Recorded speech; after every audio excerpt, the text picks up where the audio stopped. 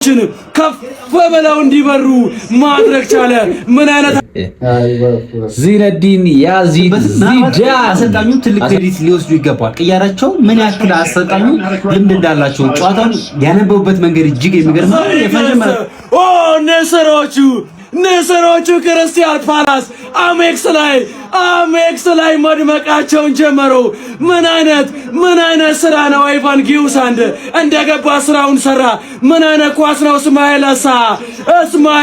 እስማኤል አሳር አድማጮቻችን ዘኢግልስ ንስሮችን ከፍ በለው እንዲበሩ ማድረግ ቻለ።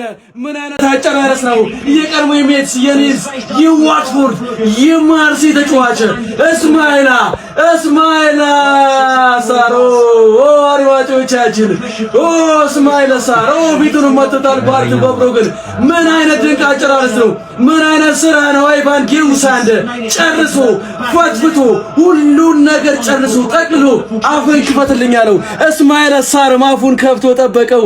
እንደ ተቀበለውም ጉርሻውን ከኢቫን ጊውሳንድ ተመልከቱ። ዲን ኤንደርሰንም ጨፈረ። ምክንያቱም ደርቢ ነው። ምክንያቱም ኤመቱ አይነስሪ ደርቢ ነው። እስማኤል አሳር አድማጮቻችን ኤዜ ራሱ ከለቀቀ በኋላ የማቴታና የእስማኤል ሳር የሚገርም ጥምረት ነው። ይሄ ልጅ ገና ታዳጊ ነው። በሴኔጋል ብሔራዊ ቡድንም ተመልክተነዋል። በአፍሪካ ዋንጫው ላይ ምን ያክል ጠንካራ እንደነበር አሁንም የተገኘበትን ምናልባት አሰልጣኙ ትልቅ ክሬዲት ሊወስዱ ይገባል። ቅያራቸው ምን ያክል አሰልጣኙ ልምድ እንዳላቸው ጨዋታውን ያነበቡበት መንገድ እጅግ የሚገርም ነው። የመጀመሪያ ተቹ ነበረ አሲስት የሚያደርግለት ምንም ሳይፈራ ክሮስኮ አለ ከኋላው የተከተለው ነውና ስትረሱ ሳይሆን ጭንቀቱ ሳይሆን ጎል የጨረሰበት መንገድ እጅግ የሚገርም። በረኛው ምንም መቋቋም አይችልም። በሁለት እጁ ሞክሯል። ፊቱን መቶት ነው ጎል የገባውና ልጁ እንግዲህ 10ኛ ጎል ማስቆጠር ችሏል። ይሄ ለክሪስታል ፓላስ በጣም አሪፍ ነው። እስማኤል ሳር ቅድም ፊራም እያነሳው ነበርና ሁለት ሙከራዎችን ሰከንድ አለ። የፈለከው መጠየቅ ትችላለህ። አዎ አይደለም ነው መልሳችን። አቤላ ጀምር። ከረንት ተጫዋች ነው አይደለም? ሪታየር አድርጓል ማለት ነው። ላሊጋ ሪያል ማድሪድ መሀል ተጫዋች ጃቪ አሎንሶ አይደለም? ያሰለጥናል? አይ ኧረ በስመ አብ ማን ነው መሀል ተጫዋች ክንፍ ይጫወታል? አይ በቃ ወደ ክንፍ አይወጣማ። ኦኬ ኧረ በስመ አብ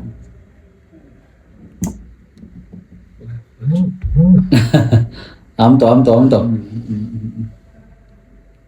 ሞድሪች አይደለም?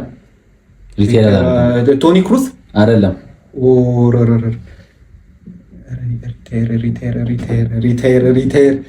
ሪታየር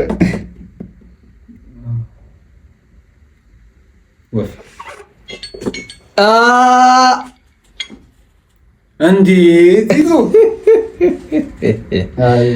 ዚነዲን ያዚድ ዚዳን አሰልጥኖ ነበር፣ ግን አሁን እያሰለጠነ ነው እንዴ? እና ታዲያ አሰልጥኖ አሁን እያሰለጠነ ነው አይደል? አይደለም አሁን እያሰለጠነ ነው። እንዴ ቢያንስ ገምት ነበር አይደለም? አሁን ግን ጃቪ አሎንሶ ነው ያለው።